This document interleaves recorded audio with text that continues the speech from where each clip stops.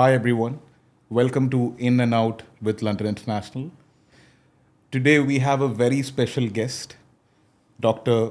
Hamad Khalifa Alnuami, who is the head of telecommunications, manager for telecommunications for Abu Dhabi Police, and who's also the co-founder of Digital Barza.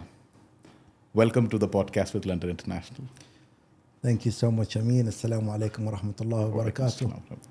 Well, first of all, would like to thank your organization, London University Research Center, that being in Dubai for so long.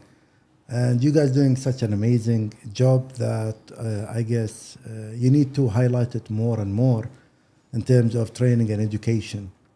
And thanks a lot for Pleasure is all ours. hosting me. And we were not quite sure, like we were discussing before the podcast.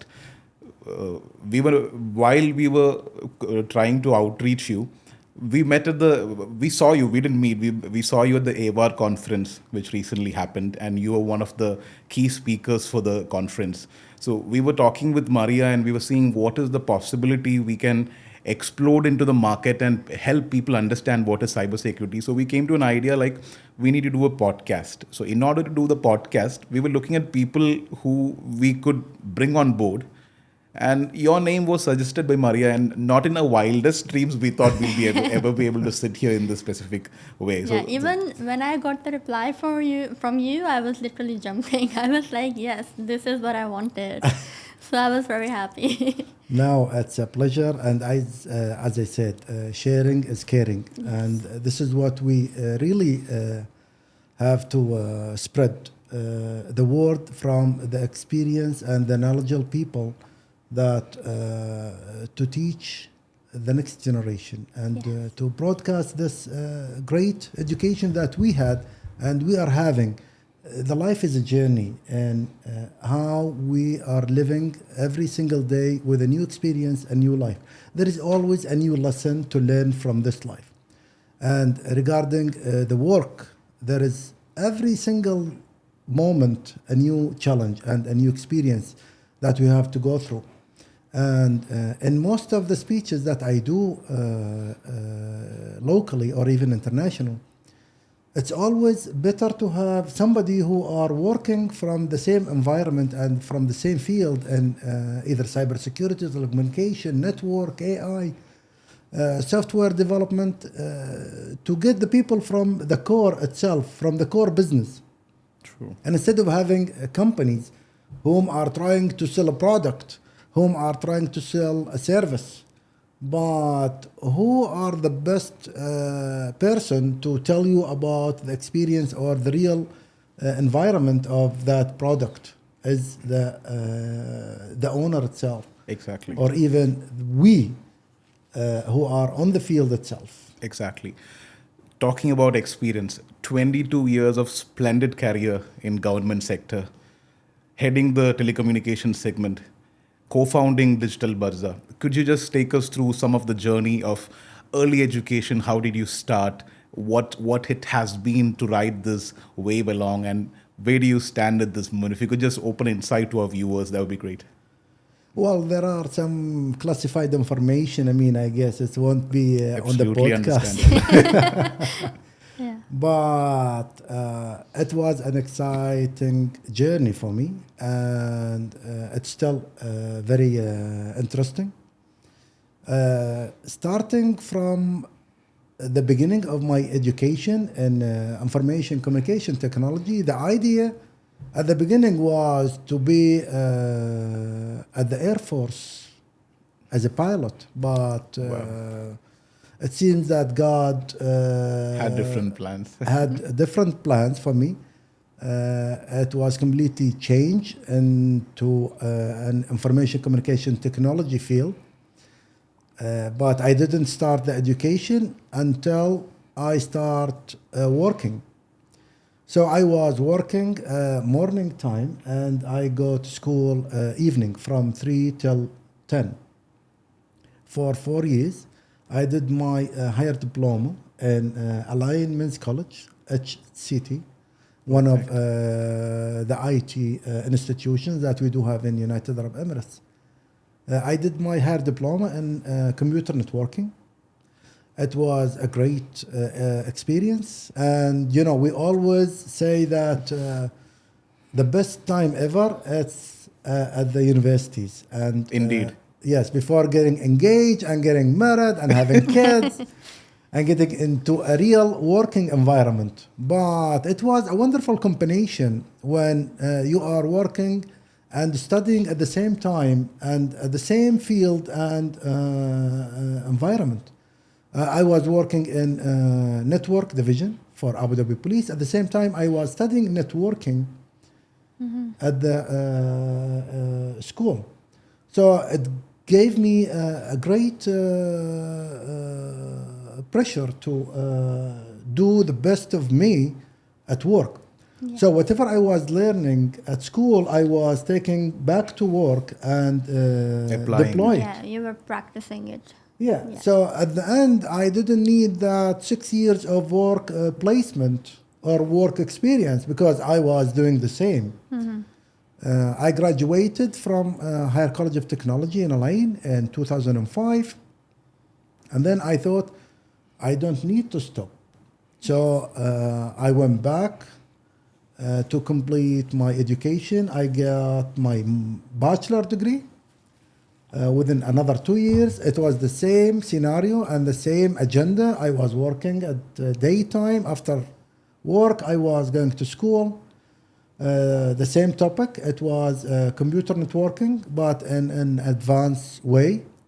In higher diploma, we got the CCNA, which a certification gave by a Cisco company Networks. as a network engineer certified. And the bachelor degree was CCMP, Yes. which is the second level of networking as an engineer. I got an excellent grade, 3.9. I was smart at that time. Indeed, You still smarter. are. I was single at that time. So that was a big motivation for me to just keep going with a great support from my top management at work. Fantastic. They supported me to go and complete my master degree in the United States. Oh, it was the full support of the management. Yes. You know, when you do work very hard at daily business hours and at night time you go to school, this is so much sacrifices from your life. And if you calculate all these hours, you would figure out that, okay, so the sleeping hours were between 12 to 5 or 6. And then from 7 till 3, it was a working Work time. And then from 4 o'clock until 10 o'clock, it was University. universities. And I was studying in Al-Ain and working in Abu Dhabi. So I you was used to travel. commuting every single day within an hour from Abu Dhabi to Al-Ain. So after your work, after 3 your work finished, you Yes. travel an hour to Al-Ain, attend the university. Yes. Then you travel an hour back to your home in Abu Dhabi. Yes. So Fantastic. you can imagine it wasn't hard enough, but it was a challenge that I need to get over. It wasn't the end of the dream that I had in my life, but it was just very encouragement from my parents, from work to just keep going in education. Yeah, and that's very motivating as well for those who will be listening to this podcast. You know, nowadays people don't like to wake up even 7 o'clock. They are like 12 o'clock, you know. But this is the real motivation that we need. And also to just put some context to it, how many years was this journey for you, the learning and working Well, together? it's not the end. I mean, after the bachelor degree, the top management advised and gave a recommendation for my organization to send me overseas to complete my master degree Fabulous. in telecommunication network management.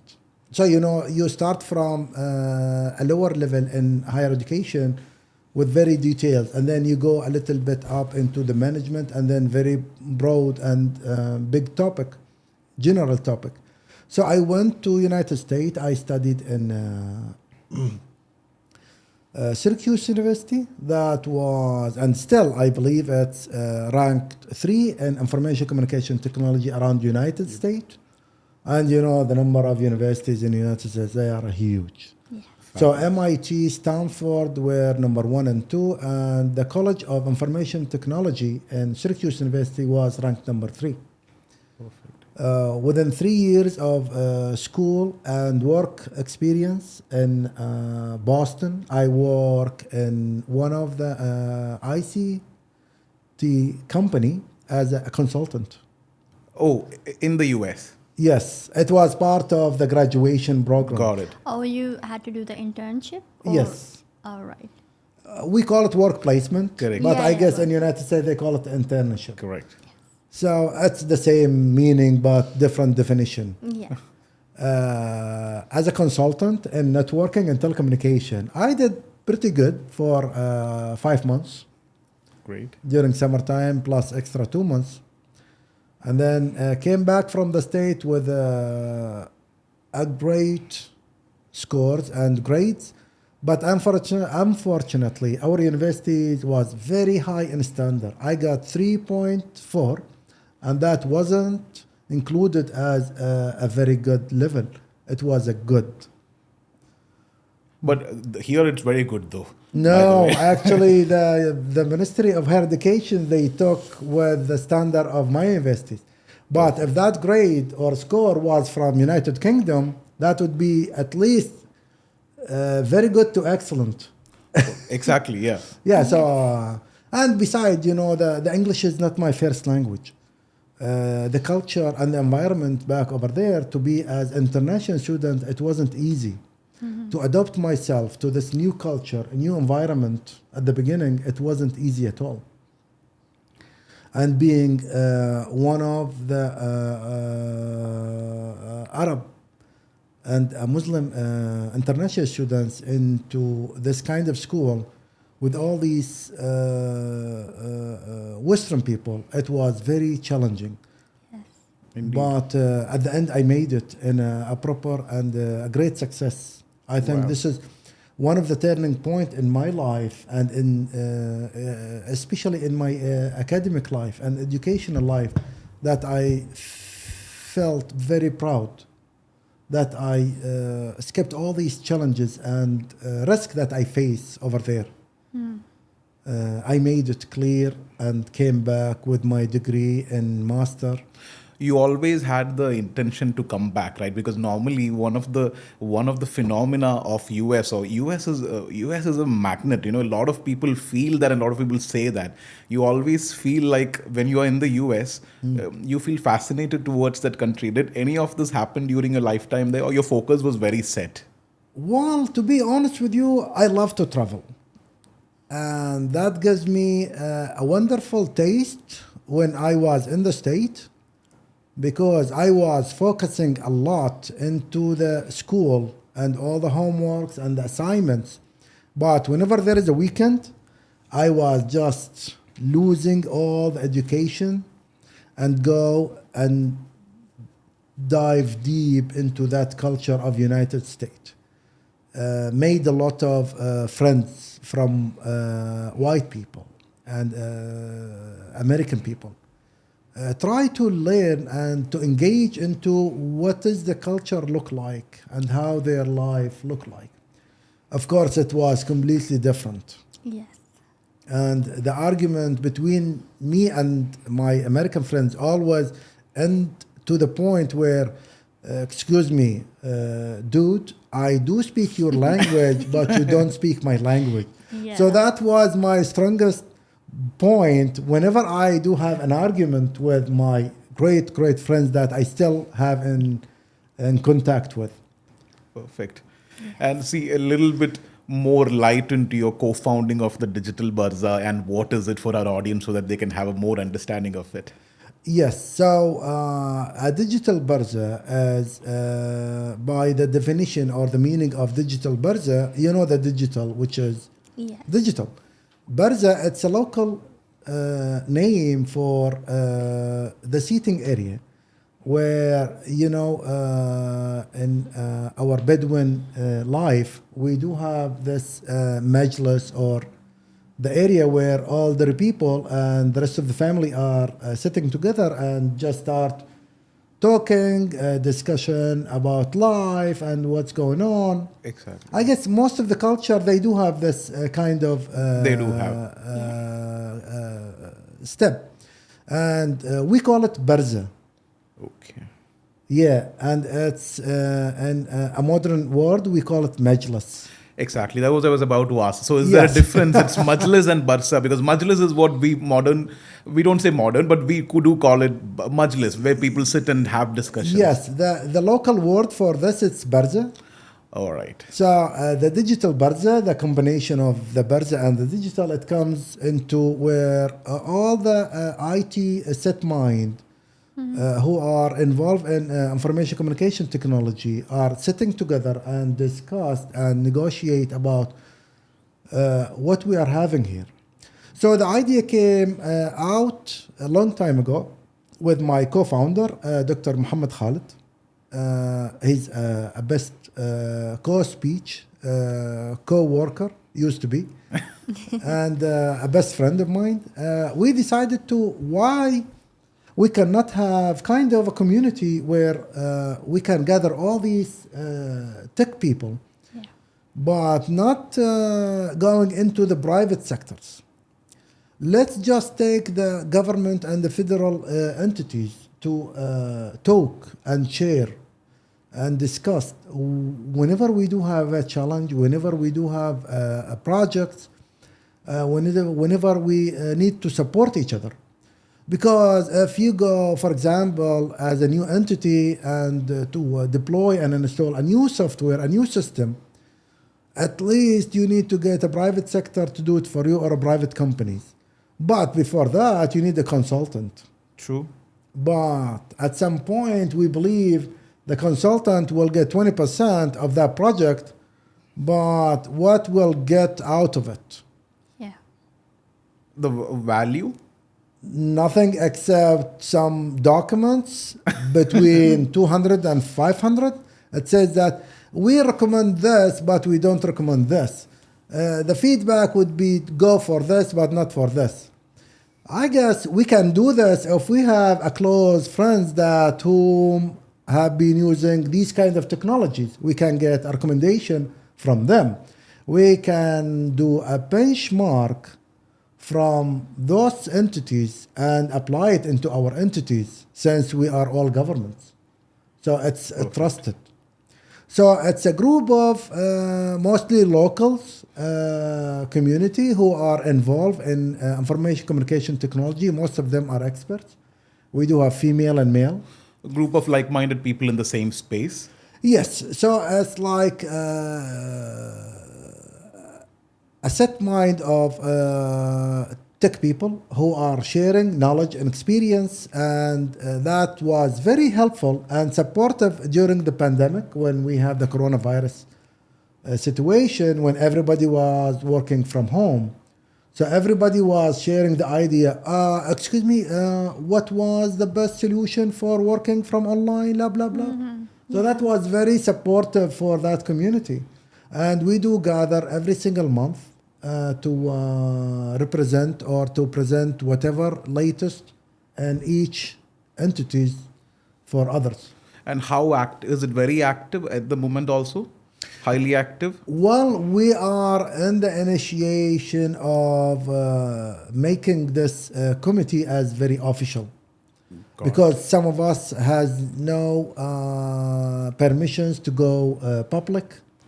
And some of the work that related to most of these entities are very classified. True that. So that gives you very little space to go very highly public. Yes, so to expand and to enlarge this community. Got it. That makes perfect sense. Coming back to the cybersecurity segment, Doctor, one of the intention with which we wanted to do the podcast is anyone who is looking at cybersecurity from a distance, or people with a mindset of entering inside the same space that is cybersecurity, or who wants to work in the same space or switch their career, we want to give them information in such a way that they can take an informed decision whether this is the best thing to do.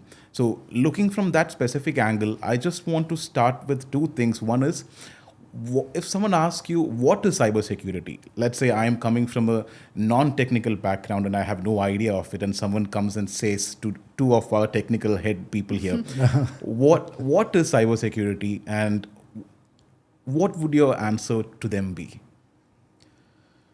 Well, first of all, talking about what is cybersecurity, it has a huge meaning. But I guess cyber itself, it's been in our life for so long, but it wasn't shown in public, and there was no clue from most people about what is cyber. We know about the security, but when we do the combination cyber security, it's a new term that talks about risk, war, vulnerabilities. True. That's the three words I can define the cyber security. And then goes all these elements and tools behind the cyber security. What is cyber security? If you ask anybody at an age or even a mature guy, what is cyber?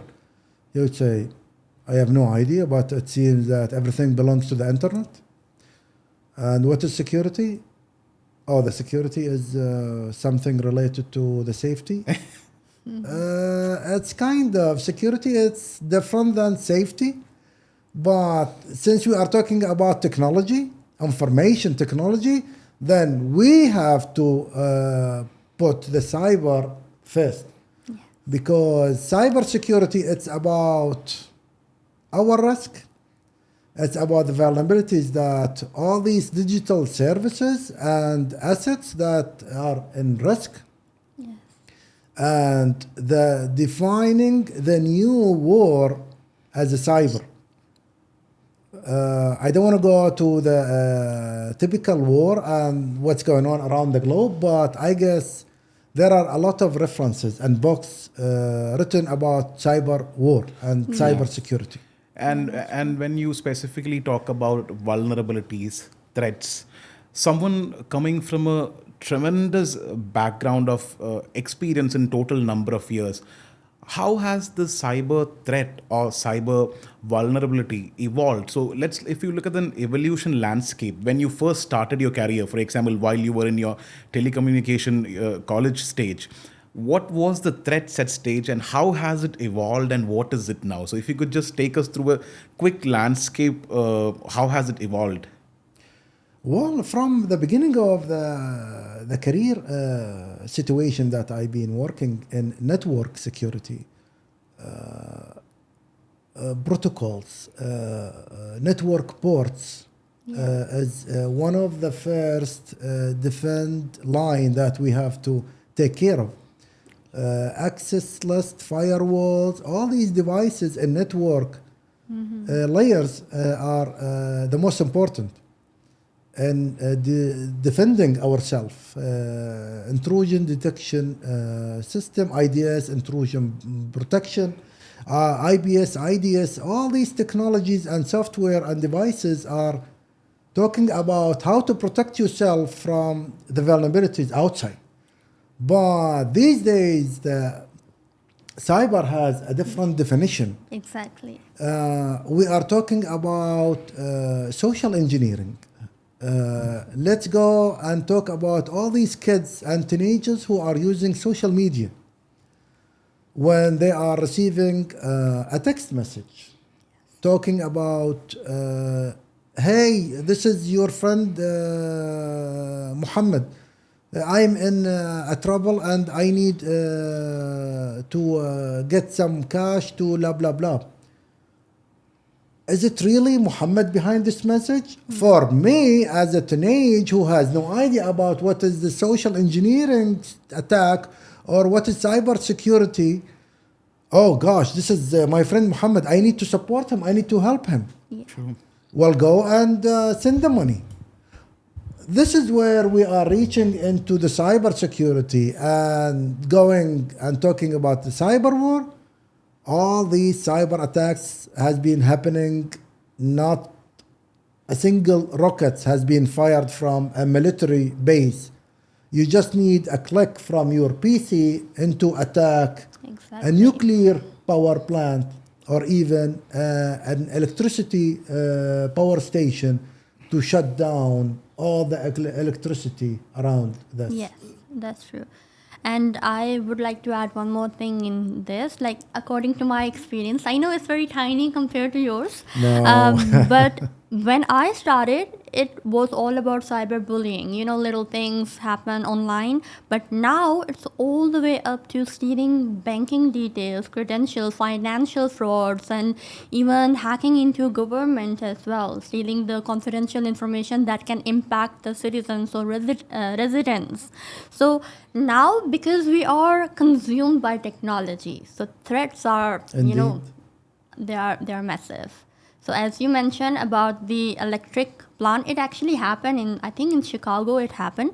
3 days they had to face blackout just because someone hacked into their electricity plant. We can say before it was kind of a mischief, and now it is more done with a malicious intent to harm Indeed, organizations. there are a lot of attacks and type of cyber attacks that's happening. Ransomware, viruses, social engineering, State-sponsored espionage. DDoS attack, espionage, and just name it. Name it. Every single day there is something new.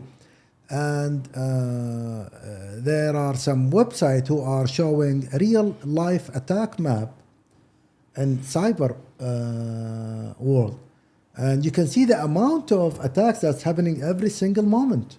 Yeah. And previously, I guess even Dr. Mohammed Al-Kuwaiti, the head of the Cybersecurity Council of United Arab Emirates, has been mentioned one time that during 2023, the United Arab Emirates has reached into more than 40 million attacks during that year. You can imagine the amount of those attacks and the harmful from those attacks. On the same context, so we were also looking at how the cybersecurity segment has evolved in the UAE. So while I was preparing some of the material to for the specific podcast on how the evolution of cybersecurity segment or the industry has been in the UAE, one fascinating factor which I saw was in the global cybersecurity index. Right now, UAE stands number 5 out of 196 countries. 98 countries. More accurate there. 198 countries. UAE stands number 5. And that was not something which, something shocked me was, it is a 33 steps UAE came in the last couple of years. So from 200, from somewhere in the 42s, right now ranking number 5. It is quite Impressive. It's even more than impressive, you know, because it is not possible for especially a country, and unless it has that strong visionary leadership on the top, and unless there has been extremely strong guidance from the top people who exactly know what is the need of the day and how it needs to be dealt with, and to put that in action. That's the more important thing. To put that specific thing in action is everywhere they pull back themselves back. So if you look at the overall landscape of cybersecurity evolution UAE, what would your take be on that? Well, you are exactly right about the leadership and the government, the wise government leaders that we do have. We don't have a boss that who are leading the government. We do have a leadership, not one, a group of leaders, as what His Highness Sheikh Mohammed bin Rashid, the Vice President, said. Right. We do have teams who are working 24/7 to make this happen. The cybersecurity ranking, it's one of so many elements that this country based on. It's always about number one. It's always to reach and achieve the global space. I guess one of the mission and a great project that the government has been working in is sending an astronaut, Sultan al-Niyadi, to the space shuttle. Fantastic. As you mentioned, I mean, we are a small, tiny little nation, but the achievement and By far away from a lot of developed countries. Exactly. Yeah? Thank you. It's not about the money. It's not about the resources. It's not about who we are. It's about the ambitious and And the vision. Vision is very, it's like. yes, with absolutely support stunning. from God and believing in ourselves. Always, and this is I use most of the time a goal and a quote from His Highness Sheikh Mohammed bin Zayed, the president of the country. He said, our founder, the father of this United Arab Emirates, His Highness Sheikh Zayed, peace upon him, he said, the ambitious of this country and the people of this country is always to move. We do have the ambitious and the motivation to every single day innovate and create. We are not a nation who are sitting on an oil or a money that will do nothing with it. But if you go and look at the history of this country, 52 years of hard working in every single part of this life cycle that we do have. Cybersecurity has become very important. And since the initiation of the Cybersecurity Council in 2020, that was an impact and the consequences of the journey of e-government that started in 2002 and then moving into a digital government and then into a smart government, and now we are an AI government. Exactly. Exactly. All this journey and steps that we've been taking into the government, either local and federal, of course we will have an enemy outside. Of course, there is always got to be vulnerabilities as we talk. So the needed of Cybersecurity Council, it's a mandatory. And then when our government decided to initiate this, it was already has the policies and rules and an official declaration on initiating this. The hard-working job has been done by Dr. Kuwaiti and his team, and from other entities as well, has been giving us the 5th rank around the globe, and I guess they are always a better Monumental effort. way for improvement. Monumental effort. There is nothing that can see. It is not an easy task for the people, especially. See, one of the thing I was also looking at was Crown Prince Sinus Sheikh Hamdan bin Mohammed Al Rasha. Yes. So he recently Dubai Cyber Index was an initiative by the Crown Prince. Indeed. And while this was in place, one of the things which I noticed was the task is for different government entities. So what is happening is different government entities is competing with each other in making who has the better technical infrastructure. So normally it is seen in private companies where different departments constantly want to be better. Yes. So here, even in the government sector, different departments and different entities are always striving to be better at what they're currently doing. So Exactly. from the top, when you look at it, it looks like a large company operating different departments, so it doesn't mostly look like a government structure, but it's fantastic to run in the show in the same fashion. And the most important point in all this scenario is who is behind this. We are talking about the Crown Prince of Dubai, Sheikh Hamdan bin Mohammed.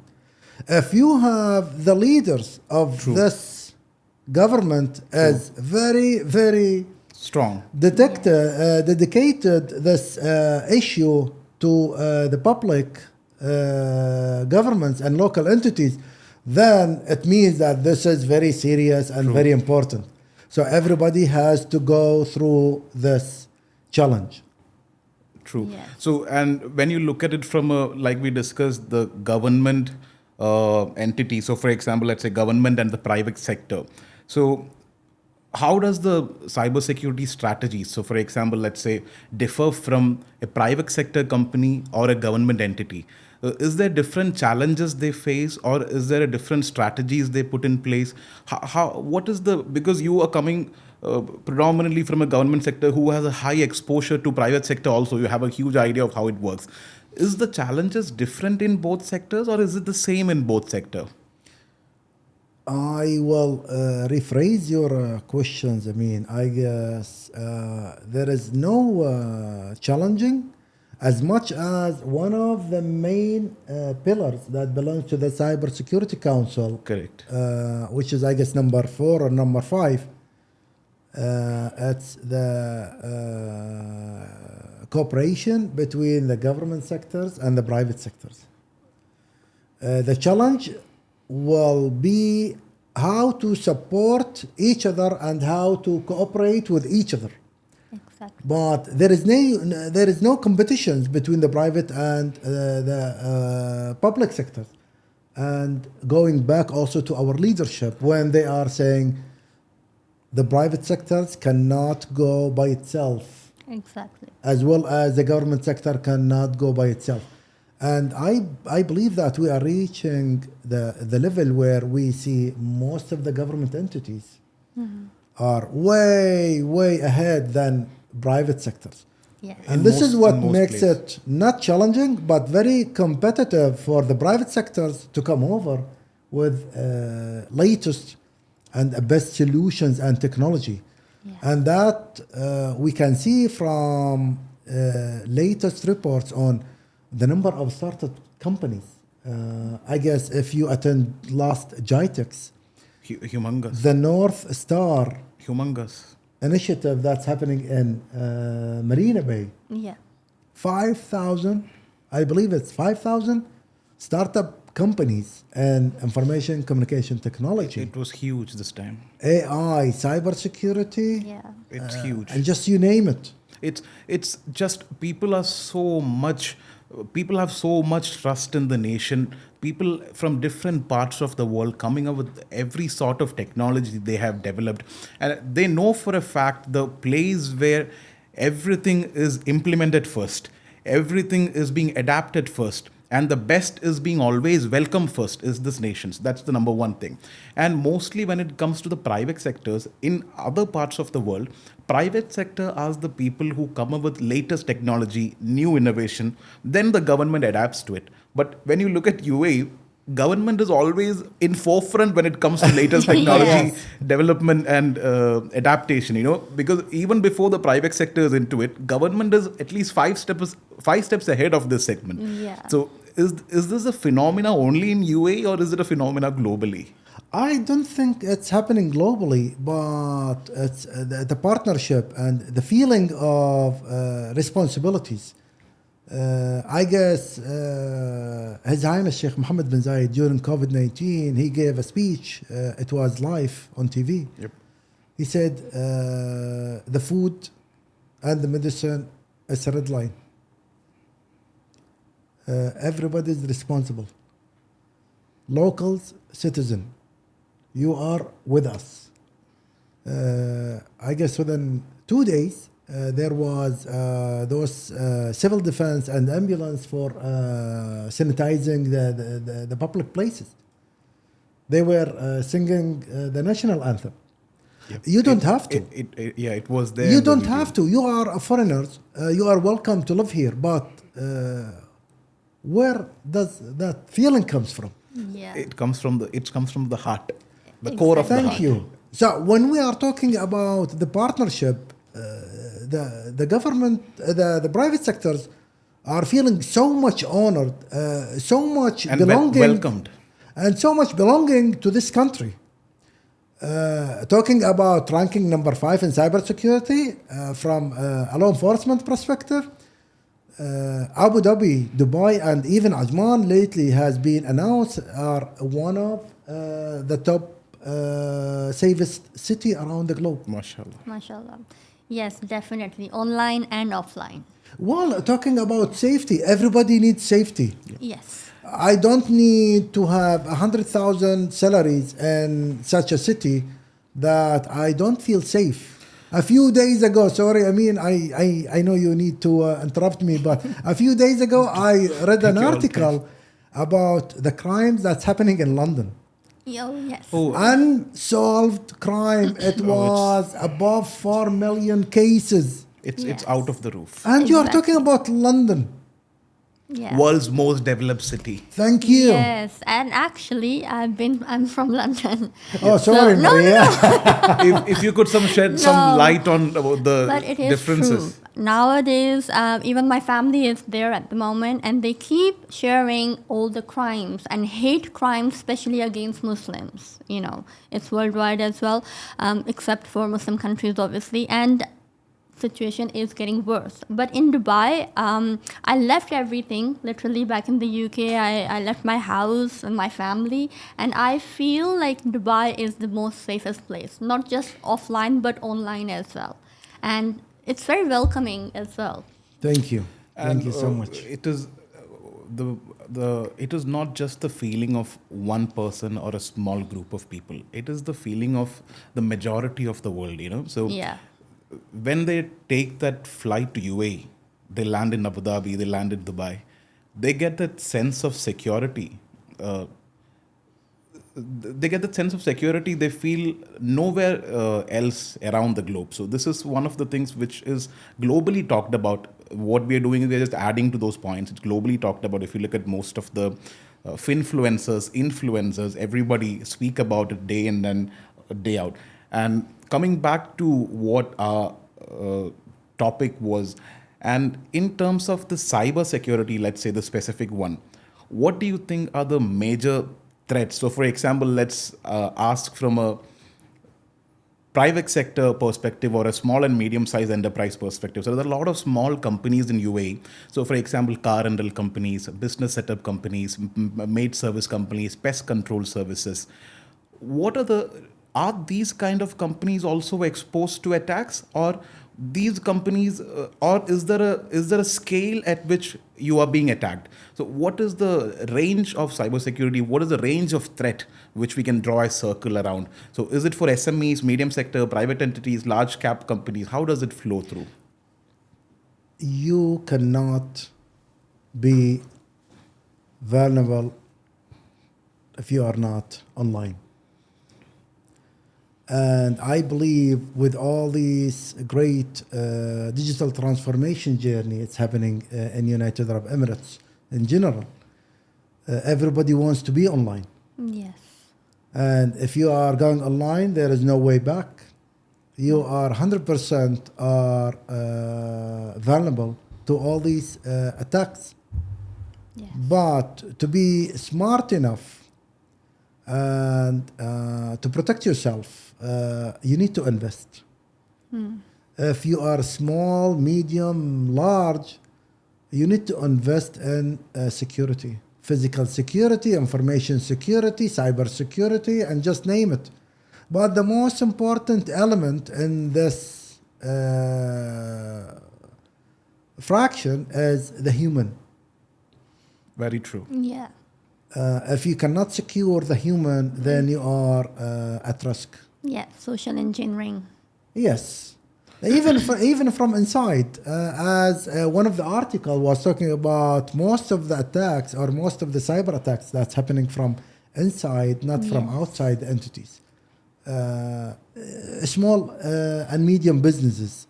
What is the value of their business that the attacker will go and just attack them and ask for money? Yeah. Ransomware. See, Ransomware. and What is the benefits of the attacker to spend like 15 days trying to attack or just send a ransomware to that small, tiny little company whose the value of that company approximately might be like 300,000 dirham. or dollar. Yeah. Best And best investment with the highest return.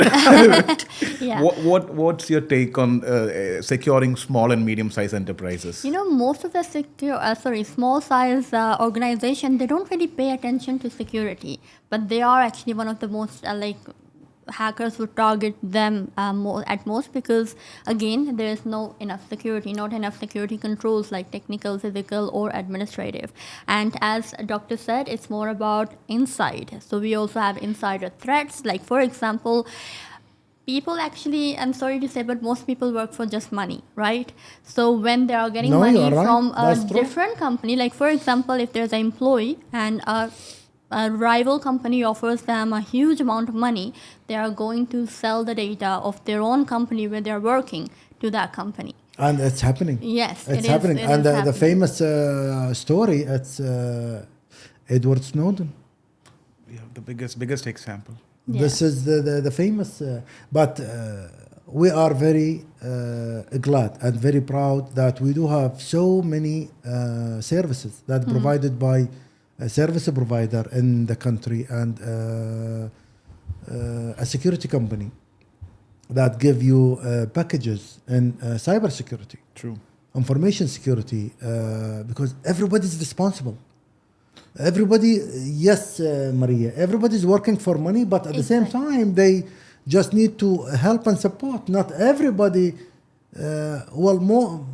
some people has the feeling and the Yeah, that's ethics true. of the work itself. Yes. Some people are dying to protect their product and just to keep it in a safe Exactly. and sound place. Yeah, no, I was talking about from a normal employee's perspective, you know, because sometimes they're not very loyal to the company. I know most people are. Yes, but you are right. Like, for example, I think some time ago there was a little incident about KFC as well. One of the employee gave out the secret recipe, you know. So, yeah, that's true. Yes, you are right. You are right. Maria, if you could shed some light from your technical expertise on what are the kind of cyber threats companies are currently facing in the region? What kind of attacks can we I think expect? phishing attack is on number one. Even I myself got an email about 2 days ago saying my parcel is on hold. Click on the link to, you know, check all the details. And I didn't click on it because I know it's something malicious. Maybe it will have a malware attached to it, or it will take me to a phishing site where my credentials will be compromised. So I believe phishing is on the top, and most, like 60% of phishing attacks are targeted on mobile devices. So to hack your phone, you know, if they hack your phone, they have every single information about you. And then secondly, social engineering, as Dr. as well said, that we need to secure our people who are working for us, because hacker, they literally have different ways to manipulate people, play with their mind, play with their trust. True. So like, for example, if I build a relation with someone, I say they are my friend and I'm like in contact with them. So maybe one day if I send them a file, they will open it, you know. Of course. And there you go, their system is compromised. Do you have any personal experience? Okay, sure, go ahead. Do you have any personal experience of being a victim of a cyber attack? Me personally, I have one I want to share. It was in the very beginning part when I came to Dubai a couple of long years ago. I'm a big football fan, so I was purchasing some jersey online. While purchasing the jersey, I used the card somewhere.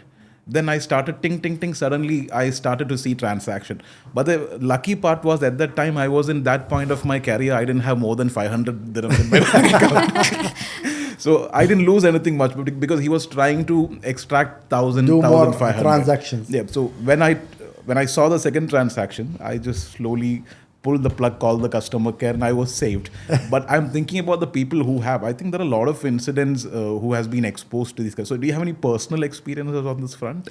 Not a personal experience, but some relative experience. A cousin of mine, she's a lawyer, and she got a missed call, a call actually from the bank, which has got to be a scam call. She was very friendly. She gave them the credit card number and she gave them the CVS number, the expiry dates, the full name, the full address. Lucky there was approximately, I guess, 25 or 30,000 dirham. Immediately at one transaction, it was gone. And then she called me immediately.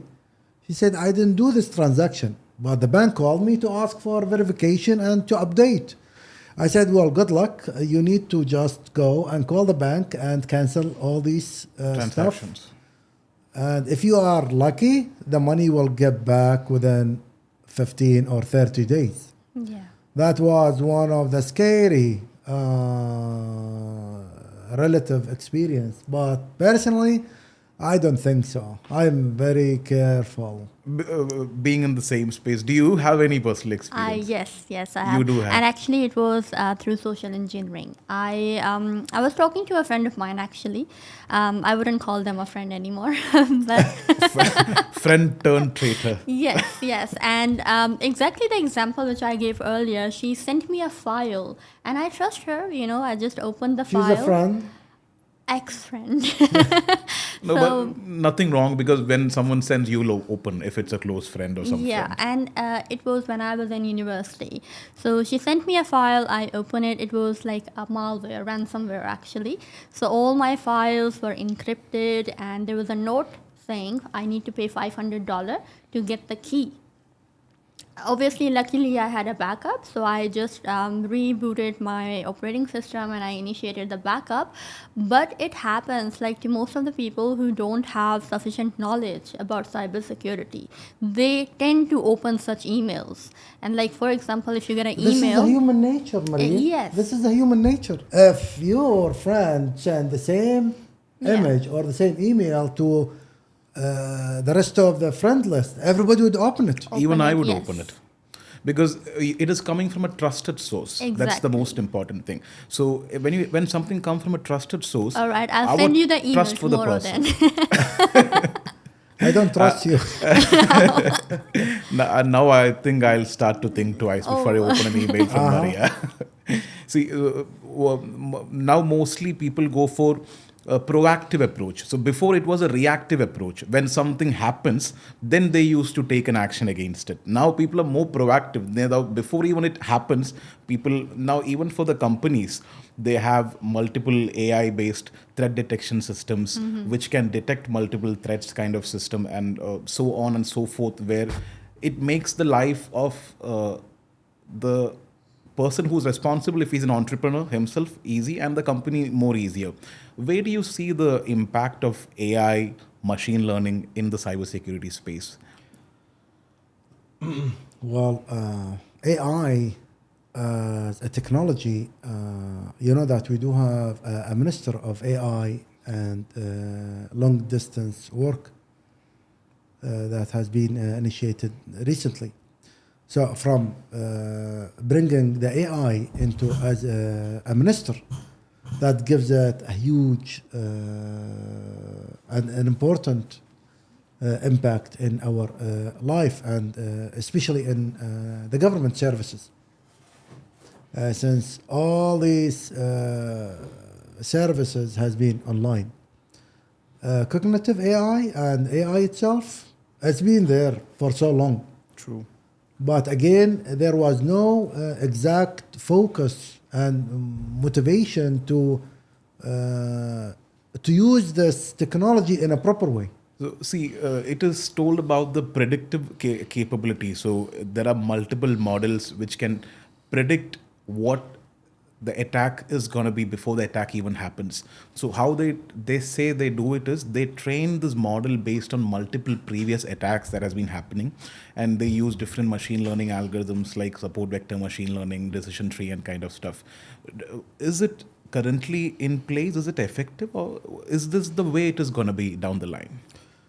I believe the AI technology has been supporting a disaster crisis people a lot lately, and I think Dr. Mohammed Al-Kuwaiti has been announced lately that in Cybersecurity Council, they are using AI technology to predict about the threats and the attacks that's going to happen. And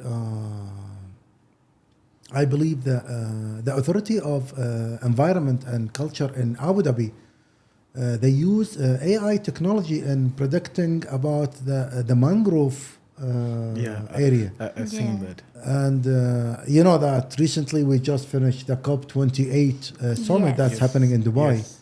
And it's all about sustainability. Exactly. Yes.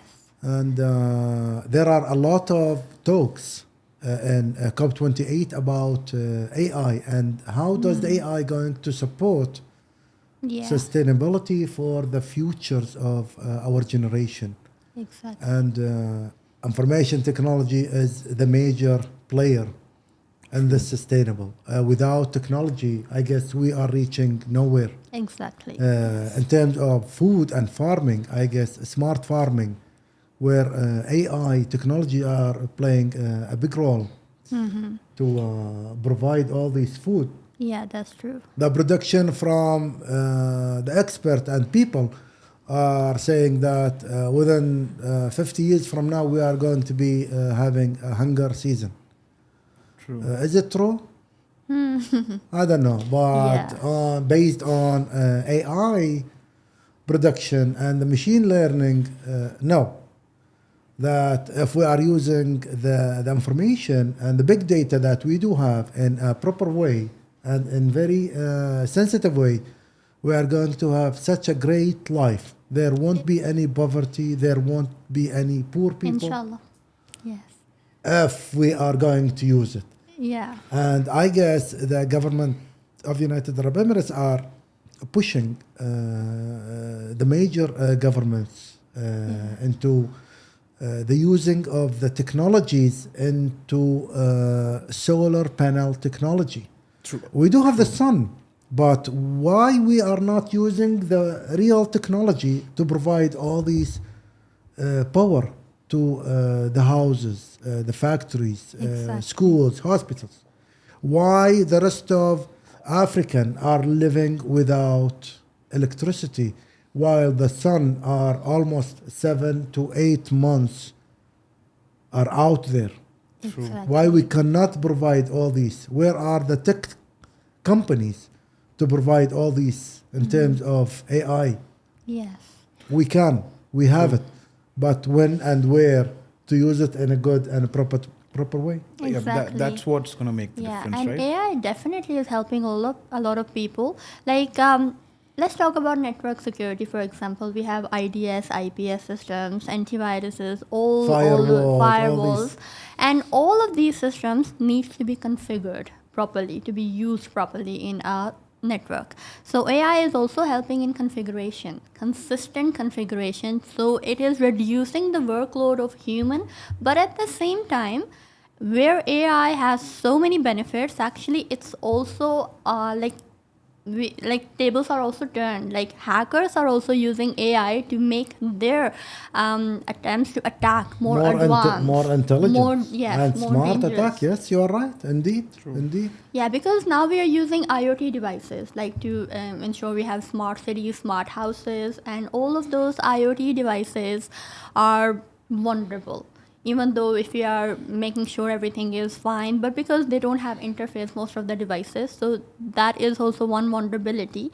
And hackers are literally just waiting for vulnerabilities, you know. Yes. So AI is like, I would say it's both ways. It's good and bad. And Maria, it is said, so for example, while you're speaking about the AI, there are a lot of automated response systems which we can build using AI. A system which is specifically designed to understand the threat and to, let's say, isolate that specific network segment from the rest of the networks, or let's say automatically blacklisting an IP. Do you think these kind of enhancements or let's say the infusion of AI into this cybersecurity space is going to make it more secure for or is it going to be still long ahead from that era which we are yet to see? What's your take on that?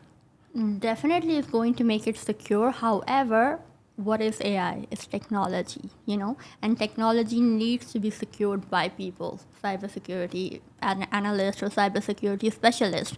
So these technologies, no matter how advanced they are, they tend to have false positive or false negative alert as well. So we cannot completely rely on them, which is why when I teach my students, I always tell them that cybersecurity is one sector that you will never be unemployed in, because we need 100%. people to ensure security of AI. Where AI is accommodating us to ensure security of our network, we need to ensure security of AI as well.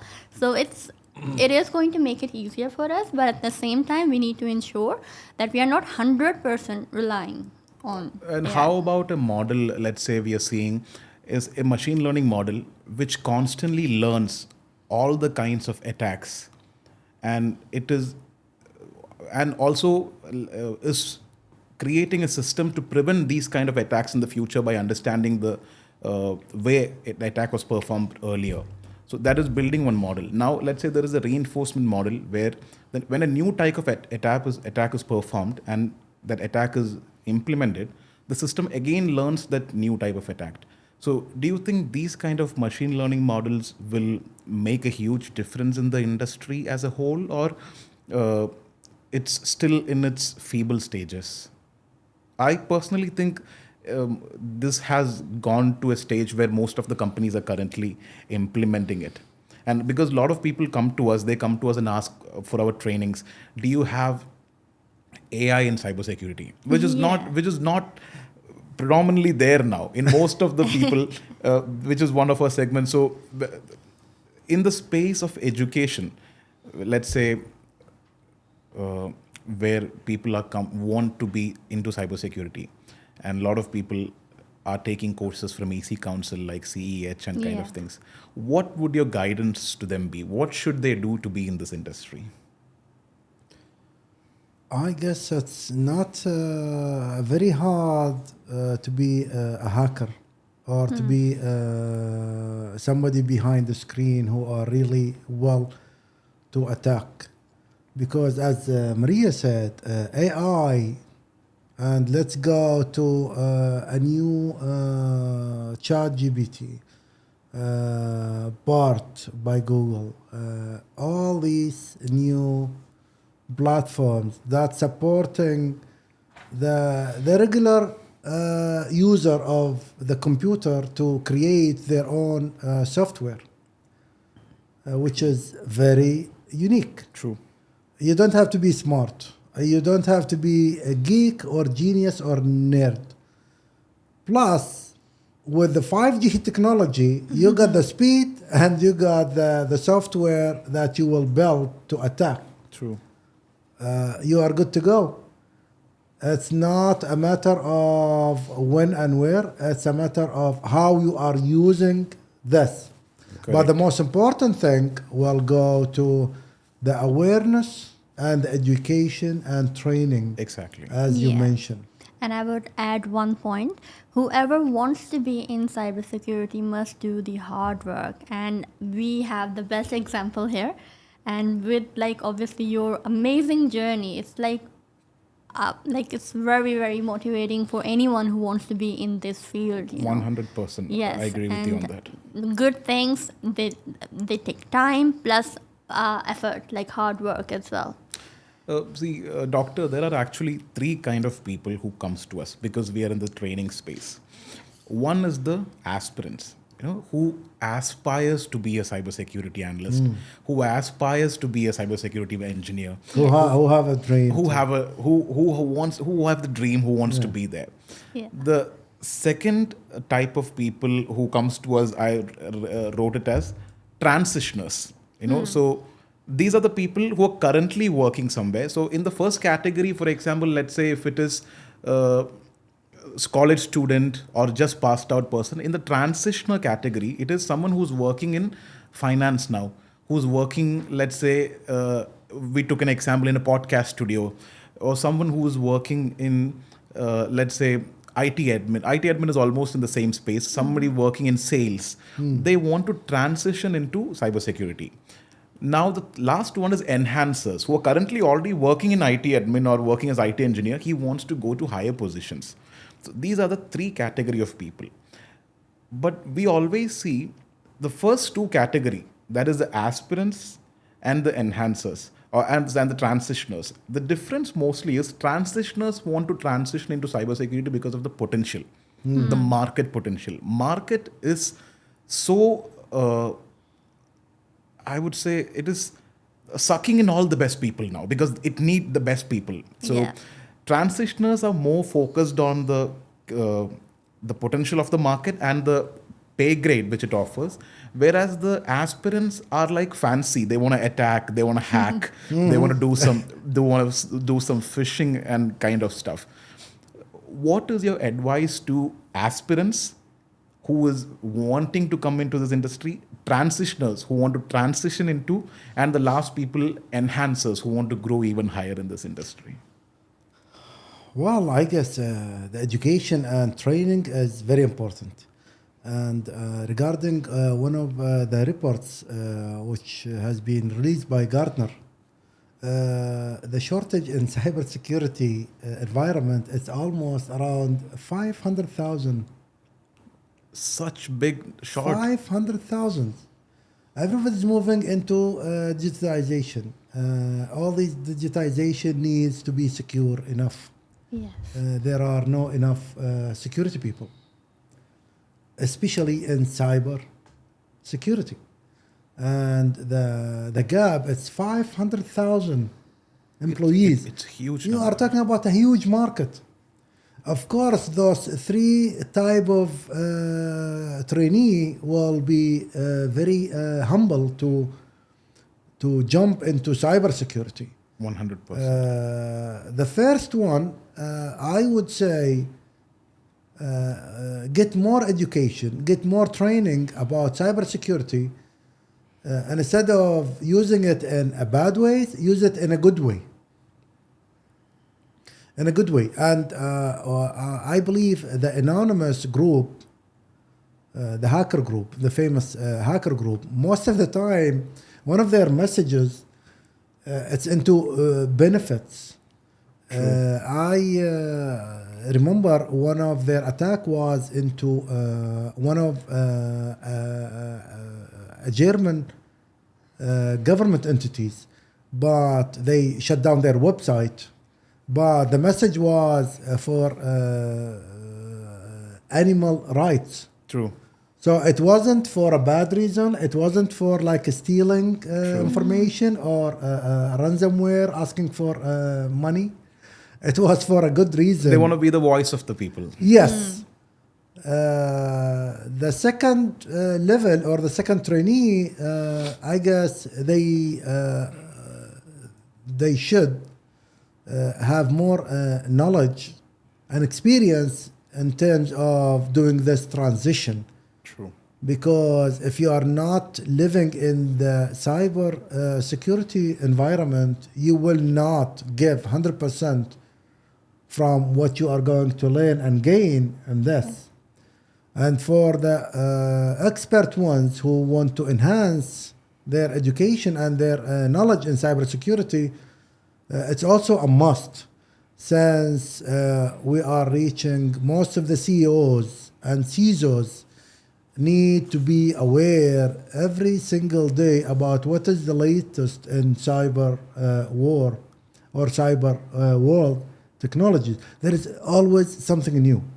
A new virus is coming, a new technology is coming, attacker and defender. Exactly. There is always something new coming. So they have to be updated every single time and following. I remember one of the conferences that I was attending as a panel speaker. There was a guy sitting next to me from one of the prestigious, wonderful, great company. And he was talking about there is no initiative by the Cybersecurity Council. And I remember that year, the Cybersecurity Council had a summer campaign for the students. And that was one of the biggest initiatives that's happening into the cyber environment. And I told him, I know you are working for this company, but I think you need to re-educate yourself and read what does the Cybersecurity Council website and social media web pages that they do have as initiative every single time. I feel sorry about you, but that was in front of like a public audience. But sometimes the hot iron is required. I mean, you have to, if you are working as a CISO or as an IT administrator and you have no idea and no clue what does the Cybersecurity Council initiative, Yeah. this is a disaster. What are you doing every single day at work? Are you reading newspaper or are you watching a movie? What are you doing if you are not following the updates by the government? Exactly. Not by a private sector, not by Kaspersky By the or Red regulated Hat body. or Black Hat. They are giving a new batches or a new software updates. It's by the government and the very important government in cyber. Yes. True. So I give a recommendation and advice for those guys in top management. Aware yourself, educate yourself every single time you have a chance. Yeah. True. That is any day and 100% true, because if you're not paying attention to the regulatory bodies and the government, then I don't think You are an are active successful. Yeah. There Yes. won't be any successful story written by you. True. Yes. You probably were left behind. True. And cybersecurity is that one space where the learning never ends. Exactly. Of course. If someone is saying I finished studying cybersecurity, it's like telling I finished internet, which never Yes. finishes. Exactly. Maria, could you shed some light on the CEH and the CCT? How does that affect? How does that be useful for the people who wants to get inside the cybersecurity space? Is it something they should go for, or how does it work? Actually, it's a good question. So CCT is Certified Cyber Security Technician. It is more about securing your network or your IoT devices, application security, and all of that. So it's more on defensive side. And then after CCT, we go for CEH, which is ethical hacking. It's more on offensive side, because sometimes you need to hack a system to find vulnerabilities in the system as well. And it has actually evolved a lot, because back in the days we had not that many tools. But now what I teach my student, I use Linux, Kali Linux, and Parrot as well.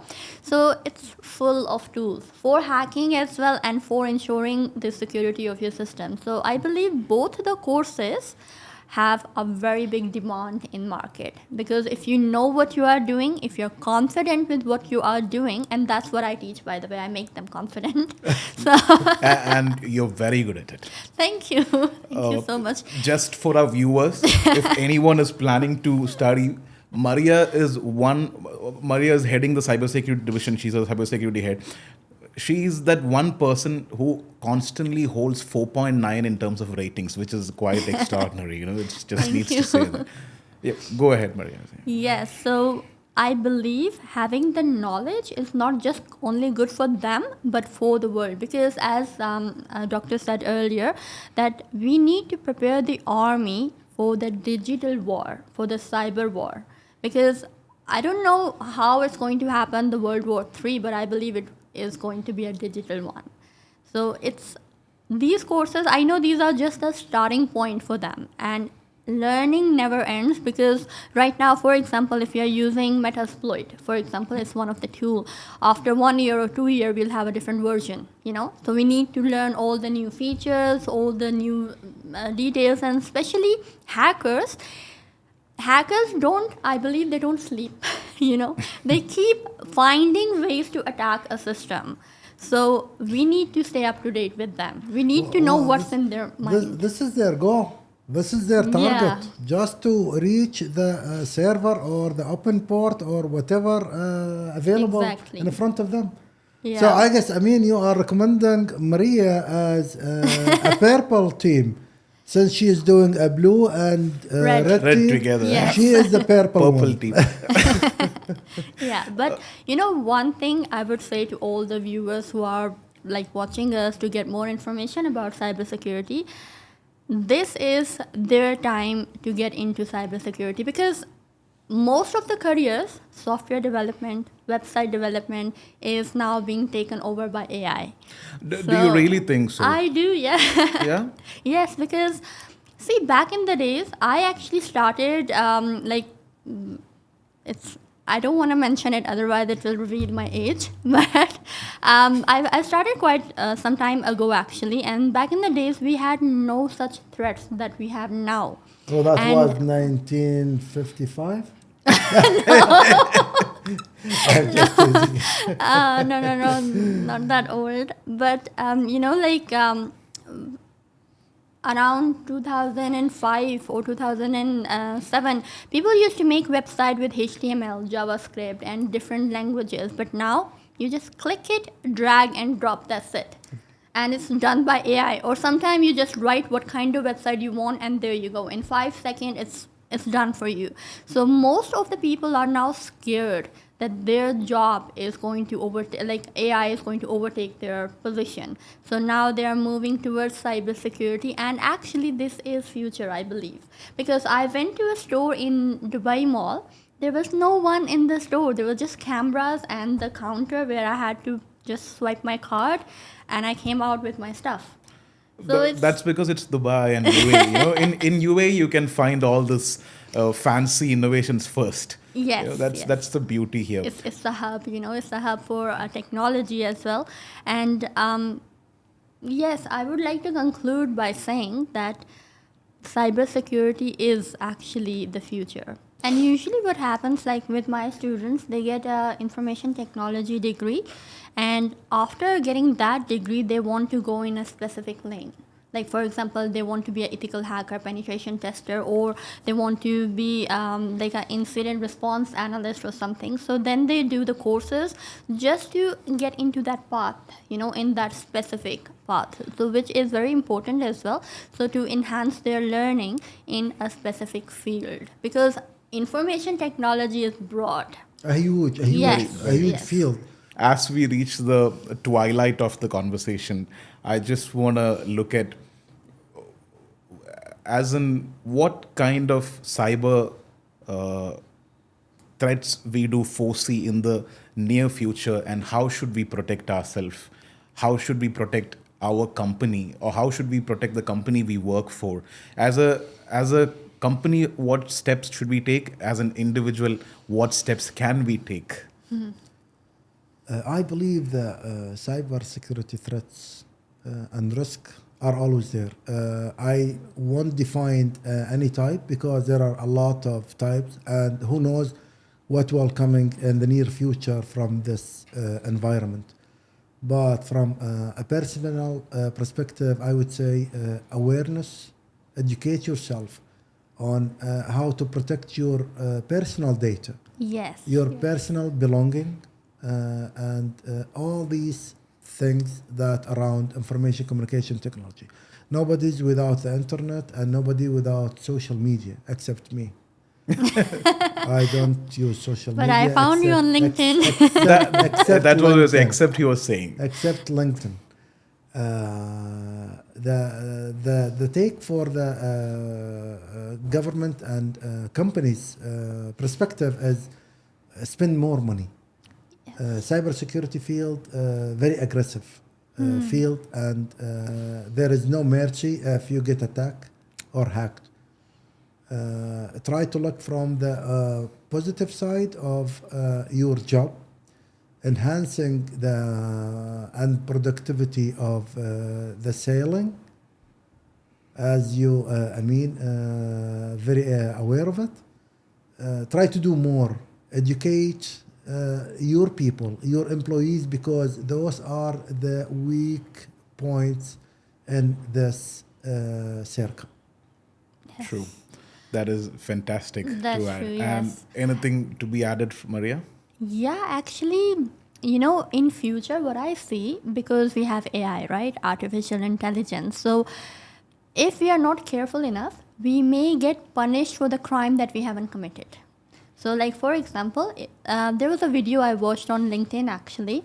there was a little girl, like a literally maybe 5-10-year-old girl, and hackers got their like her picture, and they made an entire video from that picture. They dubbed the voice and everything was like perfect.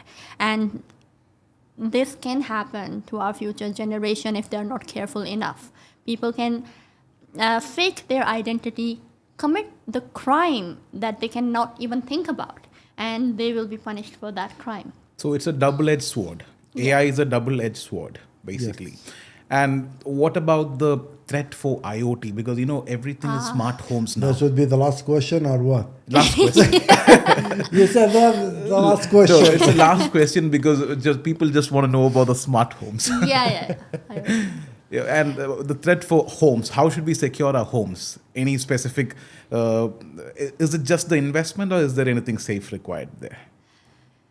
Definitely safety is important. Now I'll give you one example. A couple of years ago, Alexa, the device, Yes. Alexa, Amazon Alexa, it was hacked. So hackers were actively able to hear the conversation of families or colleagues depending on where the device was actually. And because these devices don't have a interface where we can look what's in the device, which applications are in the device. So it's usually very difficult for people to update these devices, the software, the firmware, and the application. So companies who create such devices or develop such software, they keep updating the versions. And we need to keep those versions up to date, because according to my research, 30% of people never update their phone or any other device. So it's one of the things, because as we said earlier, in cybersecurity, we need to stay up to date. Similarly, our applications, IoT devices needs to be up to dated time to time.